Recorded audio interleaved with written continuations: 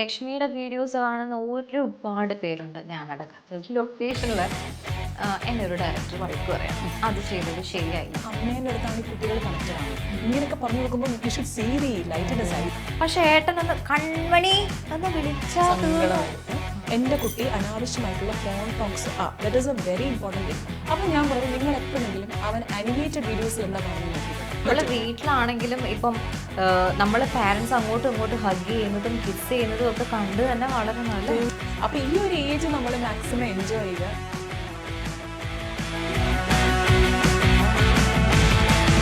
ഞാനൊക്കെ ഈ ഡിപ്രഷൻ്റെ അങ്ങ് അറ്റത്തോട്ട് പോയി കയറി വന്നിട്ടില്ല എന്ന് തന്നെ പറയാം. നമുക്ക് പെട്ടെന്ന് ഇങ്ങോട്ട് വരും എന്തെങ്കിലും ഒരു വിഷമം വരുമ്പോഴേക്കും അത് ഉള്ളിൽ എവിടെയെങ്കിലും ഒക്കെ ഉണ്ടാവും. അപ്പം ആളുകൾക്ക് പറയാൻ ഭയങ്കര ഈസിയാണ്, ഫോർഗെറ്റ് യുവർ പാസ്റ്റ് പറയാൻ ഭയങ്കര ഈസിയാ നമുക്ക്. അങ്ങനെ ഞാൻ ഇങ്ങനെ കേട്ടൊക്കെ ഇരിക്കും. പക്ഷെ നമ്മൾ വീണ്ടും കറങ്ങി തിരിഞ്ഞ് ആ ഒരു സിറ്റുവേഷനിലോട്ട് വരുമ്പം പ്രത്യേകിച്ച് കുഞ്ഞുള്ളത് കൊണ്ട് നമ്മൾ മാക്സിമം ട്രൈ ചെയ്യുന്നുണ്ട്. ചില സിറ്റുവേഷൻസ് ഒക്കെ വരുമ്പോൾ നമ്മൾ നമ്മുടെ കയ്യിൽ നിന്ന് പോവില്ലേ, അങ്ങനെ ഒരു സമയത്തൊക്കെ നമ്മൾ കരയുന്നത് കുഞ്ഞ് കാണുന്നുണ്ട്. അതെങ്ങനെയാണ് പ്രത്യേകിച്ച് ഇപ്പോൾ ദൈവം സഹായിച്ച് ഞങ്ങൾ രണ്ടുപേരും ഭയങ്കര ഹാപ്പി ആയിട്ട് പോകുന്നു. ഏട്ടനും ഞാനും കൺമണിയും ഭയങ്കര ഹാപ്പി ആയിട്ട് പോകുന്നു. ഈ സിംഗിൾ പാരന്റിങ് എന്നൊക്കെ പറയുന്നത് വലിയൊരു കാര്യം തന്നെയാണ് കേട്ടോ. അവരെങ്ങനെയാ അതൊക്കെ അല്ലേ, എങ്ങനെ നമുക്കൊരാളുടെ സപ്പോർട്ട് ഉണ്ടായിട്ട് പോലും ചില സമയത്ത് നമ്മൾ എന്തിനാ ഇത്ര ഡൗൺ ആവുന്നത്? എനിക്ക് കൈ പിടിക്കാൻ ഒരാളുണ്ടല്ലോ. ലക്ഷ്മി, ഞാനിങ്ങനെ ഇപ്പൊ കുറച്ച് നാൾ മുന്നേ ഞാൻ ഇങ്ങനെ തീരെ ഡൗൺ ആയിരുന്ന ഒരു സമയം ഉണ്ടായിരുന്നു. കൺമണി എൻ്റെ അടുത്ത് പറയാ, ഞാൻ കിടക്കുമ്പോ ഇങ്ങനെ ഇങ്ങനെ പില്ലോയൊക്കെ നനഞ്ഞ് അപ്പൊ കൺമണി എൻ്റെ അടുത്ത്, നമ്മൾ ഈ ഹസ്ബൻഡിന്റെ കയ്യിൽ നമ്മളിങ്ങനെ കിടക്കില്ലേ, ഷോൾഡറിൽ ഇങ്ങനെ നമ്മൾ കിടക്കില്ലേ, ബെഡിൽ കിടക്കും. അവൾ എന്നെ അതുപോലെ കിടത്തിട്ട്, അമ്മ എന്തിനാ വിഷമിക്കണേ, അമ്മയ്ക്ക് ഞാനില്ലേ, പിന്നെ എന്തിനാ കരയണ? എനിക്ക് സത്യം പറയേണ്ട ദൈവം, എൻ്റെ ലൈഫിൽ എനിക്ക് കിട്ടിയ ഏറ്റവും വലിയ ഒരു ബെസ്റ്റ് മൊമെന്റ് എന്ന് പറയില്ലേ, അപ്പൊ നമ്മൾ കുറച്ചും കൂടെ ഇല്ലേ? തീർച്ചയായിട്ടും. അതെങ്ങനെയാ അപ്പൊ നമ്മൾ അങ്ങനെയൊക്കെ എങ്ങനെയാ ഹാൻഡിൽ ചെയ്ത് എനിക്കറിയില്ല. ഈശ്വര. സി, ഓവർ തിങ്കിങ് എന്ന് പറയുന്ന ഒരു കാര്യം എല്ലാ മനുഷ്യർക്കും ഉണ്ട്. അത് പണക്കാർക്കും പാവപ്പെട്ടവർക്കും എല്ലാം ഉണ്ട്. ദ തിങ് ഇസ്, നമ്മൾ അതിൽ മാത്രം അങ്ങോട്ട് സ്റ്റക്കായി നിൽക്കുന്നതാണ് പ്രശ്നം. Over time leads to over thinking എന്ന് പറയാറുണ്ട്. എന്താ വെച്ചാൽ, നമ്മൾ നമ്മുടെ സമയം പ്രൊഡക്റ്റീവായിട്ട് യൂസ് ചെയ്യാതിരിക്കുമ്പോൾ, ഇപ്പം മുക്തയ്ക്ക് രാവിലെ തൊട്ട് വൈകിട്ട് വരെ മുക്തയ്ക്ക് ഒരു ദിവസം മുക്തയ്ക്ക് ഇത്രയും ഉണ്ടെങ്കിൽ, മുക്ത ഇപ്പോൾ ഒരു ഷൂട്ടിംഗ് ഉള്ള ദിവസം മുക്താണെങ്കിൽ ഒബ്സർവ് ചെയ്ത് നോക്കിക്കോളൂ. When you really busy with something and when you doing something, ചിന്തിക്കാൻ സമയമില്ല. അതാണ് പ്രൊഡക്റ്റീവായിട്ട് നമുക്ക് ഒരു ദിവസം ഉണ്ടെങ്കിൽ നമ്മൾ ചിന്തിക്കില്ല. പക്ഷെ എന്നാൽ നേരെ മറിച്ച് മുക്ത ഇപ്പൊ വീട്ടിൽ കുക്ക് ചെയ്തോണ്ടിരിക്കുകയാണ്, ചിന്തിക്കും. ഗാർഡനിങ് ആണ്, ചിന്തിക്കും. പപ്പിക്കുട്ടിയെ നോക്കുവാണ്, ചിന്തിക്കും. Why? Because you not doing productive അല്ലെന്നല്ല, ദാറ്റ്സ് എ പേഴ്സണൽ തിങ്. ഞാൻ പറഞ്ഞാൽ മനസ്സിലായോ? പ്രൊഡക്റ്റീവ് ആയിട്ടുള്ള ഒരു കാര്യം. എന്നെ സംബന്ധിച്ചിടത്തോളം എനിക്ക് ചിന്ത പോയിട്ട് പോലും സമയമില്ല. കാര്യം എന്താ വെച്ചാൽ ഭയങ്കര ജാം പാക്ഡ് ആണ്. രാവിലെ ഇത്ര മണി തൊട്ട് ഇത്ര മണി, അത് കഴിഞ്ഞ് ഇങ്ങനെ പോവാണ്. അപ്പം നമ്മൾ എന്താ ചെയ്യേണ്ടത്? What we should be doing is, you should make your day productive. എപ്പോഴും ഞാൻ ഈ പറഞ്ഞ ഓർത്തോണം, over time leads to over thinking. നമ്മുടെ ജേർണീനെ നമ്മൾ എൻജോയ് ചെയ്യുക, ഡെസ്റ്റിനേഷനെ പറ്റി ചിന്തിക്കാം. ഫോർ എക്സാമ്പിൾ, ഇവിടുന്ന് നമ്മൾ ഗുരുവായൂർ വരെ, തൃശ്ശൂർ വരെ നമ്മൾ ട്രാവൽ ചെയ്യാൻ പോകുമ്പോൾ മുക്ത ആ റോഡിലെ ജേർണി മുക്ത എൻജോയ് ചെയ്യുമോ, അതോ മുക്ത ചിന്തിക്കുകയാണ്, ദൈവമേ ഞാൻ തൃശ്ശൂർ ചെന്നെത്തുമ്പം അവിടെ ഏതെങ്കിലും ഒരു വശത്തൂടെ ട്രാഫിക് ബ്ലോക്ക് വന്ന് നിന്റെ വണ്ടി ഇടിച്ച് ഞാൻ അതിൽ കൂടി ഇങ്ങനെ, മനസ്സിലായി അങ്ങനെ ചിന്തിക്കോ, അതോ ആ കാറ് പോകുമ്പോ എന്താ നല്ല സൈറ്റ്, എന്താ നല്ല മരങ്ങള്, അതാണ് നമ്മൾ നോക്കേണ്ടത്. ഇത് തന്നെയാണ് നമ്മുടെ ലൈഫിലും. പറഞ്ഞു മനസ്സിലായോ? അപ്പൊ തോളുമ്പോ കിടന്നിട്ട് മുക്ത എന്താ ചെയ്യണത്? You not being in the present. അതാണ് നമ്മൾ പിടിച്ചു കെട്ടി നമ്മൾ ഈ ഒരു മൊമെന്റ് കൊണ്ട് നിർത്തിയാൽ മാത്രമേ ലൈഫിന് മുമ്പോട്ടേക്ക് പോകാനുള്ള ഒരു പ്രൊഡക്ടിവിറ്റി നമ്മൾ കൊടുക്കുകയുള്ളൂ. If you are not able to heal your emotion, പിന്നെ എന്തൊക്കെ നമ്മുടെ മുമ്പിലുണ്ടെങ്കിലും അതിന് പറയുന്ന ഒരു കാര്യം അറൈവൽ ഫാലസി എന്ന്. ഞാൻ കഴിഞ്ഞ ദിവസം ഒരു വീഡിയോയിൽ ഇട്ടിരുന്നു. അപ്പം കുറെ പേര് ചോദിച്ചു അതിന്റെ ഡീറ്റെയിൽ ആയിട്ടുള്ള ഒരു വീഡിയോ ഇടണം. എന്താ വെച്ചാൽ, arrival fallacy is a condition way you are not satisfied. അതായത് നമ്മുടെ ഇപ്പോഴത്തെ ഒരു കണ്ടീഷനിൽ നമുക്കൊരു സാറ്റിസ്ഫാക്ഷൻ ഇല്ല. ഞാൻ പറഞ്ഞില്ലേ, ആ ജേർണീനെ നിങ്ങൾ എൻജോയ് ചെയ്യത്തില്ല.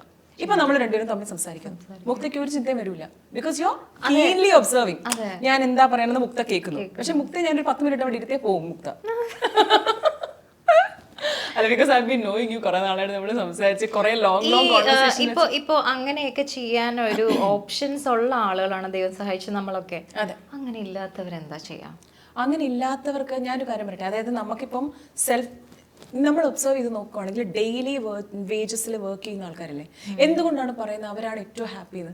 എന്താ വെച്ചാൽ അവർ രാവിലെ തൊട്ട് വൈകിട്ട് വരെ ഭയങ്കര ബിസി ആയിട്ട് അവർ തളർന്നു വന്നു കഴിഞ്ഞിട്ട് ഇവർ ആഹാരം ഉണ്ടാക്കുന്നു, ഇവർ റെസ്റ്റ് ചെയ്യുന്നു, അടുത്ത ദിവസത്തെ പറ്റി മാത്രം അവർ ചിന്തിക്കുന്നു. നമ്മൾ എന്നാണ് you deeply thinking about what is going to happen കുറേ വർഷങ്ങൾക്ക് ശേഷം. ഇത് തന്നെയാണ് നമ്മുടെ പ്രശ്നം. ശരിക്കും അല്ലേ, കുറേ കുട്ടികളെ കാണുന്നുണ്ടല്ലോ ഇപ്പൊ ഈ വരുന്ന കുട്ടികളൊക്കെ ഇതുപോലെ. പണ്ടത്തെ പിള്ളേരെന്ന് പറഞ്ഞാൽ ഒന്ന് പറഞ്ഞാൽ രണ്ട് പറഞ്ഞ് പോകുന്ന ഒരു രീതിയുണ്ട്. അത് ഈ നേരത്തെ പറഞ്ഞ പോലെ ജോയിന്റ് ഫാമിലി ആയതുകൊണ്ടാണോ എനിക്കറിയില്ല, ഈ സിംഗിൾ ചൈൽഡിന്റെ കുറെ പ്രശ്നങ്ങളാണോ അതൊക്കെ? അല്ലല്ല, ഒരിക്കലും അല്ല. ഇതിപ്പോ ഈ പണ്ടത്തെ കാലത്തെ ഇത് മെയിൻ എന്നാന്ന് വെച്ചാൽ നമ്മള് അച്ഛൻ, അമ്മ, അച്ഛൻ്റെ അനിയൻ, അമ്മയുടെ ഇങ്ങനെ കുറേ പേര് ചേർന്നിട്ടാവുമ്പം ഇടിയൊക്കെ വരുമ്പോൾ ഒന്നാമത്തെ കാര്യം അച്ഛനും അമ്മയും അതിനകത്ത് ഇടപെടത്തില്ല. ഇവര് തന്നെ ഇടിയിടും, ഇവര് തന്നെ തീർക്കും, ഇവര് തന്നെ കുറെ കരയും, ഇവര് തന്നെ പോകും. ഇപ്പൊ എന്നാന്ന് വെച്ചാൽ ന്യൂക്ലിയർ ഫാമിലി ആവുമ്പം അച്ഛൻ്റെയും അമ്മയുടെയും കൂട്ടത്തിൽ ഗ്രാൻഡ് പേരൻസിന്റെ ഒരു ഇൻവോൾവ്മെന്റ് ഒരുപാട് കേസസ് അങ്ങനെ കാണുന്നുണ്ട് കേട്ടോ. എന്നാന്ന് വെച്ചാൽ ഗ്രാൻഡ് പേരൻസ് വന്നിട്ട് കുട്ടികളുടെ behaviour one way or the other മോശം. എന്നാന്ന് വെച്ചാൽ ഇപ്പൊ ഈ കിൻഷിപ്പ് കെയർ, അതായത് അച്ഛനമ്മമാർ സ്ഥലത്തില്ല, അവർ വേറെ എവിടെയെങ്കിലുമൊക്കെ പോയി ജോലി ചെയ്യുവാണെങ്കിൽ ഇവർ കുഞ്ഞുങ്ങളുടെ റെസ്പോൺസിബിലിറ്റി ഗ്രാൻഡ് പേരൻസിന്റെ അടുത്ത് കൊടുത്തിട്ട് പോകും. ഇവിടെ ഒരുപാട് കേസസ് ഉണ്ട്. അവിടെ എന്താണ് ഒരു പ്രോബ്ലം എന്ന് വെച്ചാൽ ഗ്രാൻഡ് പേരൻസിന് അവരുടേതായിട്ടുള്ള 100,000 എയിൽമെന്റ്സ് ഉണ്ട്. മുട്ടുവേദനയുണ്ട്, കാലുവേദനയുണ്ട്, നടുവേദനയുണ്ട്. അപ്പം അവര് ഒരു ഹെൽപ്ലെസ് സിറ്റുവേഷൻ ആയതുകൊണ്ട് മാത്രമാണ് അവർ കുഞ്ഞിനെ നോക്കുന്നത്. മനസ്സിലായോ? പക്ഷെ എന്നാൽ അത് അറിഞ്ഞ് നിൽക്കുന്ന കുട്ടികളാണെങ്കിൽ കുഴപ്പമില്ല. ചില കുഞ്ഞുങ്ങൾ വളരെ എനർജറ്റിക് ആണ്, അവർ നമുക്ക് പറയാൻ പറ്റൂല. അപ്പൊ ഇതെന്താ വെച്ചാല് ഈ ദേഷ്യം കുട്ടികളിലോട് കാണിക്കും, അറിഞ്ഞോ അറിയാണ്ടോ, അല്ലെങ്കിൽ ഡയറക്ട്ലി ഓർ ഇൻഡയറക്ട്ലി. പിന്നെ ഒരു കാര്യം ഞാൻ ചോദിച്ചോട്ടെ, ലക്ഷ്മിയുടെ അടുത്ത് ഞാൻ ഒരു ദിവസം സംസാരിച്ചപ്പോൾ ലക്ഷ്മി പറഞ്ഞ ഒരു കാര്യമാണ്, നമ്മള് സിംഗിൾ ചൈൽഡ് എന്ന് പറയുന്ന ഒരു കാര്യം, ഒരു കുട്ടിയുള്ള ഒരാള് ഈ നമ്മൾ പുറത്തേക്ക് ഇറങ്ങിയ അടുത്ത കുട്ടിയെപ്പോ നമ്മളുടെ ഈ സൊസൈറ്റിയിൽ ആ ചോദ്യം ഒന്ന് നിൽക്കുന്നത് ഒരിക്കലും നിൽക്കത്തില്ല. അത് പ്രതീക്ഷിക്കത്തില്ല. കാര്യം എന്താണെന്ന് വെച്ചാല് മുക്ത, ഒരു വീട്ടിലെ ആൾക്കാർക്കും അവരവരുടെ വീട്ടിലെ കാര്യം അറിയാനല്ല ഇൻട്രസ്റ്റ്. അവർക്ക് ഇപ്പോൾ ഞാൻ വ്ളോഗിങ് തുടങ്ങിയ സമയത്ത് എപ്പോഴും എനിക്ക് ക്രിറ്റിസിസം മാത്രമായിരുന്നു ആദ്യത്തെ കുറേ നാൾ. നിങ്ങൾ എന്തൊരു കാര്യം വന്നാലും നിങ്ങളെ തന്നെ, ഞാനത് എപ്പോഴും ചെയ്ത് നോക്കുന്നതാണ്. അതൊരു ടു ഡു ലിസ്റ്റ്, അതായത് വേണോ വേണ്ടയോ, എനിക്കിത് ഉണ്ടെങ്കിൽ ഉള്ള അതിനെ നമ്മൾ പറയാനാണെങ്കിൽ കുറേ ഉണ്ട്. റബ്ബർ ബാൻഡ് മോഡൽ എന്ന് പറയും. ഓക്കെ, റബ്ബർ ബാൻഡ് മോഡൽ എന്ന് പറഞ്ഞാൽ ഒരു റബ്ബർ ബാൻഡ് നമ്മളിങ്ങനെ വലിച്ചിടുക, നമ്മളെ പിടിച്ചു വെക്കുന്ന കുറേ ഫാക്ടേഴ്സ് ഉണ്ട്, നമ്മളെ പുള്ളി ചെയ്യുന്ന കുറേ ഫാക്ടേഴ്സ് ഉണ്ട്.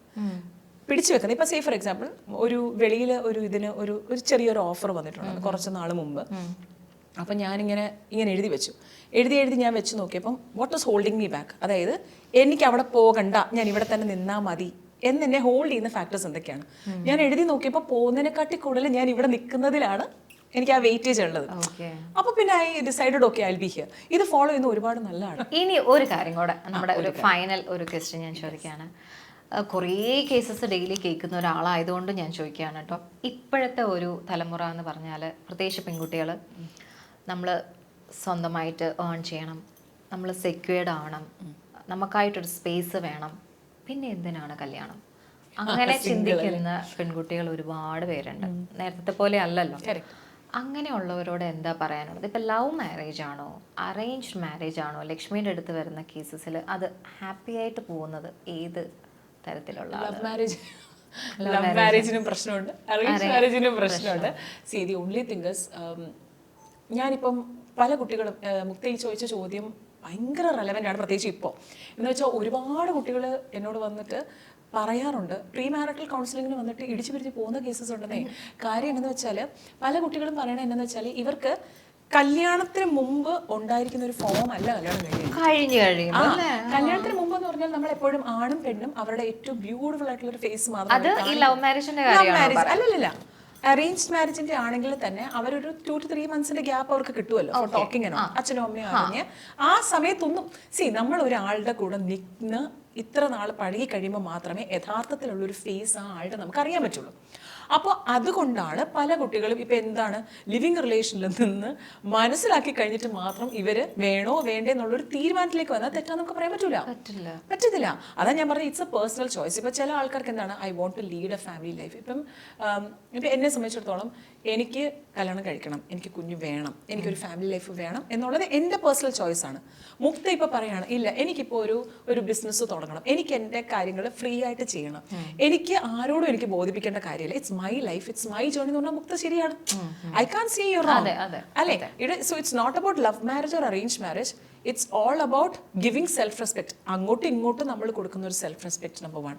റെസ്പെക്ടിങ് യുവർ ബൗണ്ടറീസ്, അങ്ങോട്ടും ഇങ്ങോട്ടും ഉള്ള ഒരു സ്പേസ് കൊടുത്ത് നിനക്ക് ശരിക്കും ആ ഒരു സ്പേസ് നമുക്ക് കിട്ടിയാൽ തന്നെ ഈ റിലേഷൻഷിപ്പിൽ കുറെ പ്രശ്നങ്ങൾ ഒഴിവാകുമെന്ന് എനിക്ക് തോന്നുന്നു. പിന്നെ ലക്ഷ്മിക്ക് അങ്ങനെ ഫീൽ ചെയ്തിട്ടുണ്ട്. എനിക്ക് തോന്നിയ ഒരു കാര്യമാണ് കേട്ടോ. ഇപ്പം ലവ് മാരേജ് ആണെങ്കിലും നമ്മൾ പ്രേമിക്കുന്ന സമയത്ത് നമ്മൾ അടേ ചക്കരയാണല്ലോ. അങ്ങനെയാണ് ഇങ്ങനെയാണ്. ഇപ്പൊ പ്രേമിച്ചിട്ട് കല്യാണം കഴിക്കുന്ന ഒരുപാട് പേരെ എനിക്കറിയാം. അത് കഴിഞ്ഞ് അവർ ഡിവോഴ്സ് ആയിട്ടുള്ള ഒരുപാട് ഫ്രണ്ട്സ് നമുക്കറിയാം. അവരുടെ ഉള്ളിൽ അവർ പറയുന്നത് ഞാൻ ഇങ്ങനെ ആയിരുന്നു എന്ന് അയാൾക്ക് അറിയാലോ, പിന്നെ എന്തിനാ അയാൾ എന്നോട് അങ്ങനെ സംസാരിക്കുന്നത്? ഞാൻ ഇങ്ങനെ ആയിരുന്നു എന്ന് അദ്ദേഹത്തിന് നമ്മൾ അറിയിക്കുന്നില്ല. അപ്പൊ എനിക്ക് ഫീൽ ചെയ്തത് മിനിമം ഒരു 4 years മിനിമം നമുക്ക് വേണം കല്യാണം കഴിഞ്ഞാലും ആ ഒരു പാർട്ട്ണറിനെ മനസ്സിലാക്കാനെന്നാണ്. പോരല്ലേ? അല്ല, ഞാൻ മിനിമം ഒന്ന് പറയുവാണ്. നമ്മള് ഭയങ്കര ബുദ്ധിമുട്ടാണല്ലേ ഭയങ്കര. അല്ലല്ല, അതെന്നാന്ന് ഞാൻ പറഞ്ഞത്, ഇപ്പൊ മിഥുനത്തിനകത്ത് മോഹൻലാൽ പറയുന്നത് പോലെ കല്യാണത്തിന് മുമ്പെന്ന് പറയുമ്പോൾ നമ്മള് ഇറ്റ്സ് എ റൊമാൻറ്റിക് പീരീഡ്. നമ്മൾ ആ ഒരു, പക്ഷെ കല്യാണം കഴിഞ്ഞ് കഴിയുമ്പോൾ ആ റെസ്പോൺസിബിലിറ്റി, ഫാമിലി, കരിയർ, പല പല പ്രശ്നങ്ങൾ. അപ്പം ആദ്യത്തെ ആ ഒരു ഹണിമൂൺ പീരീഡ് കഴിയുമ്പോൾ ഒരുപാട് പേരുടെ റെസ്പോൺസിബിലിറ്റി ഏറ്റെടുക്കുന്ന ഒരാളാണ് നമ്മൾ ചിന്തിക്കില്ല. നമുക്ക് കുറേ അധികം സ്പേസ് വേണമെന്ന് അവരും ചിന്തിക്കൂല. ഇവിടാണ് ഈ പ്രശ്നം. അപ്പം നമ്മൾ അങ്ങോട്ട്, അപ്പൊ അതിനെക്കാട്ടിലും നല്ലത് പച്ചയായ നമ്മളെ അക്സെപ്റ്റ് ചെയ്യാൻ തയ്യാറായിട്ട് അപ്പുറം ഇപ്പുറമുള്ള ആൾ നിൽക്കണം. ഞാനാണെങ്കിലും രണ്ടുപേരും വിചാരിക്കണം. തീർച്ചയായിട്ടും അത്രേ ഉള്ളൂ. എന്നാൽ മാത്രമേ ഇത് മുമ്പോട്ടേക്ക് പോകുള്ളൂ. പിന്നെ ആരും പെർഫെക്റ്റ് അല്ല അല്ലേ? മുക്തയ്ക്ക് മുക്തയുടേതായിട്ടുള്ള പ്രശ്നങ്ങളുണ്ട്, എനിക്ക് എന്റേതായിട്ടുള്ള പ്രശ്നങ്ങളുണ്ട്. അല്ല, ഞാൻ നിന്നെ അന്ന് സ്നേഹിച്ച സമയത്ത് നീ എന്തോരം കാര്യങ്ങളായിരുന്നു, അന്ന് നീ എന്ത് പാവമായിരുന്നു. അല്ലടോ, അന്ന് ഞാനൊരു ഭദ്രകാളിയോ ഉള്ളില്. അത് അവസരം വരുമ്പോ മാത്രമേ പുറത്തെടുക്കുള്ളൂ. ഇപ്പൊ നമ്മൾ ഏജ് ആവുന്നതോറും എല്ലാം മാറുമല്ലേ? അല്ല മോളെ, അത് ഞാൻ ജോക്കിംഗ് ആയിട്ട് പറഞ്ഞെങ്കിലും ഒരുപാട് കപ്പിൾ കേസുകളിൽ നമ്മൾ കണ്ടുവരുന്ന ഒരു കാര്യമാണ് lack of self respect, lack of giving space to each other, പിന്നെ relying too much on the family. അതൊരു വലിയ കാര്യമാണ്. എന്ന് വെച്ചാൽ പലപ്പോഴും ഈ കുഞ്ഞുങ്ങളുടെ കാര്യത്തിൽ വരുമ്പോൾ ഈ കോ പാരന്റിങ് എന്ന് പറയുന്നൊരു സംഭവമുണ്ട്. എന്ന് വെച്ചാൽ സത്യം പറഞ്ഞാൽ ഇപ്പോൾ എന്തുകൊണ്ടാണ് ഞാൻ എല്ലാവരോടും പ്രീ മാരിറ്റൽ കൗൺസിലിംഗിൽ വരുമ്പോൾ പറയും, കഴിയുന്നതും നിങ്ങൾ രണ്ടുപേരും മാത്രമായിട്ട് നിൽക്കാൻ നോക്കുക. അതായത് കല്യാണം കഴിഞ്ഞ് ഹസ്ബൻഡും വൈഫും അതൊരു തീർച്ചയായിട്ടും മാറുന്നത് നന്നായിരിക്കും. അതെന്താ വെച്ചാല് ഹസ്ബൻഡിന്, അദ്ദേഹത്തിന് ഞാൻ ഒരിക്കലും കുറ്റം പറയില്ല. കാരണം എന്താ വെച്ചാൽ അദ്ദേഹം അവിടെ സാൻഡ്വിച്ച്ഡ് ആവും ബിറ്റ്വീൻ ഹിസ് ഫാമിലി ആൻഡ് അങ്ങനെ ആലോചിക്കുമ്പോ ശരിയല്ലേ? തീർച്ചയായിട്ടും ഭർത്താക്കന്മാര് അവർക്ക് അതായത് വീട്ടുകാരെ വിഷമിപ്പിക്കാൻ പറ്റില്ല, ഭാര്യനെ വിഷമിപ്പിക്കാൻ പറ്റില്ല. അപ്പൊ അവർക്ക് എന്താ ചെയ്യുക, ഇവര് രണ്ടുപേരുടെ നടുക്ക് കിടന്ന് ഇവരായിരിക്കും കിടന്ന് ശ്വാസം മുട്ടുന്നത്. സത്യം. കാര്യം ഇപ്പുറത്ത് വൈഫിനെ വേണ്ടെന്ന് പറയാൻ പറ്റും, കുഞ്ഞിനെ വേണ്ടെന്ന് പറയാൻ പറ്റും. അപ്പുറത്ത് അമ്മയാണെങ്കിൽ അല്ലെങ്കിൽ വേറൊരു വഴിയാവും. ഈ പറയുന്ന പോലെ അമ്മമാരുടെ പോയിന്റ് ഓഫ് വ്യൂവിൽ ചിന്തിച്ചു കഴിഞ്ഞാൽ അവര് കുഞ്ഞിലെ തൊട്ട് വളർത്തി വലുതാക്കി നേരത്തെ പറഞ്ഞ സംഭവത്തിലേക്ക് വരും അല്ലേ? ശരിയാണ്. ഈ പറയുന്ന പോലെ നമുക്ക് സ്വന്തമായിട്ടൊരു സ്പേസ് ഉണ്ടെങ്കിൽ അല്ലെ നമുക്ക് വളരാനും പറ്റും. അതെ, അതല്ല മെയിനായിട്ട് എന്താന്ന് വെച്ചാൽ ഇപ്പം വൈഫിൻ്റെതായിട്ടുള്ള ഒരു രീതിയിൽ അഭിപ്രായം പറയണം, അല്ലെങ്കിൽ വഴക്കിടണം. എപ്പോഴും ഭയങ്കര ഹാപ്പി ആയിട്ടിരിക്കത്തില്ലല്ലോ. ആരും ഹാപ്പി ചില ദിവസങ്ങളിൽ നല്ല സ്നേഹമാണ്, ചില ദിവസങ്ങളിൽ വഴക്കിടും, ചില ദിവസങ്ങളിൽ മിണ്ടാണ്ടിരിക്കും, ചില ദിവസങ്ങളിൽ ഭയങ്കരമായിട്ട് പോകാൻ തോന്നും. അപ്പം അതായത് എവിടെങ്കിലും പോകാൻ തോന്നും. അപ്പം അവിടെ നമുക്ക് നമ്മുടേതായിട്ടുള്ളൊരു സ്പേസ് ഉണ്ടെങ്കിൽ നമുക്ക് ആരോട് ഇപ്പൊ ഒന്ന് പുറത്തു പോകണമെങ്കിൽ തന്നെ നമുക്ക് പെർമിഷൻ ചോദിച്ചിട്ട് പോകണ്ട അല്ലെ? രാവിലെ ഒന്ന് എണീക്കണമെങ്കിൽ സത്യമല്ലേ? അത് എല്ലാവർക്കും അത് നമ്മുടെ ഈ ഇന്റർവ്യൂ കഴിയുമ്പോഴേ നമ്മള് ഭയങ്കര സീരിയസ് ആയിട്ടുള്ള കാര്യങ്ങൾ തന്നെ ഇത്രയും നേരം സംസാരിച്ചു. സത്യത്തിൽ നമ്മൾ ഫോണിൽ സംസാരിക്കുന്ന അതേ ഫ്ലോയിലല്ലേ? അതെ നമ്മള് ഫോണിൽ സംസാരിച്ച് തുടങ്ങി കഴിഞ്ഞിട്ടുണ്ടെങ്കിൽ ഒരു മണിക്കൂർ സത്യം പറഞ്ഞ പാവം കേട്ടിരിക്കും കേട്ടോ. അല്ലടാ, നമ്മളെ ഒരാള് ലക്ഷ്മിക്ക് ചെയ്യുന്ന വലിയൊരു കാര്യമാണ് ലക്ഷ്മി. നമ്മളൊരാൾ കേൾക്കാനുണ്ടാവുക എന്ന് പറയുന്നതാണ് ഏറ്റവും വലിയ നിങ്ങൾ ചെയ്യുന്ന വലിയൊരു കാര്യമാണ്. അത് ഒരുപാട് അവരുടെ ഉള്ളിലുണ്ടായിരുന്ന ഒരുപാട് അബ്യൂസീവ് കേസസ്. എല്ലാവരും ചിലപ്പോ ഉണ്ടാവും നമുക്ക്, അതെ, പക്ഷെ അത് ഓപ്പൺ ആയിട്ട് പറയാൻ ചിലപ്പോ പറ്റിയെന്ന് വരില്ല അല്ലേ? സത്യം സത്യം. ഉള്ളിൽ വലിയ പ്രശ്നമൊന്നും ഉണ്ടായിട്ടില്ല, പക്ഷെ സംസാരിക്കാൻ ഒരു സോഴ്സ് ഇല്ല, അത്രേ ഉള്ളൂ. അപ്പൊ ഇനിയിപ്പം പുതിയ വർഷം വരികയാണ്, 2025ലേക്ക് നമ്മൾ കയറുകയാണ്. ഇങ്ങനെ കുറേ നല്ല കാര്യങ്ങൾ ചെയ്യാൻ പറ്റട്ടെ. ഒരുപാട് ആളുകൾക്ക് ഒരു ആശ്വാസമാണ് ശരിക്കും പറഞ്ഞാൽ ലക്ഷ്മിനെ പോലെയുള്ള ആളുകൾ. Thank you so much Lakshmi, ഇത്രയും നേരം നമ്മുടെ ചാനലിൽ കുറച്ച് നേരം നമ്മളോട് സ്പെൻഡ് ചെയ്യാൻ കാണിച്ച ആ ഒരു മനസ്സ്. Thank you so much.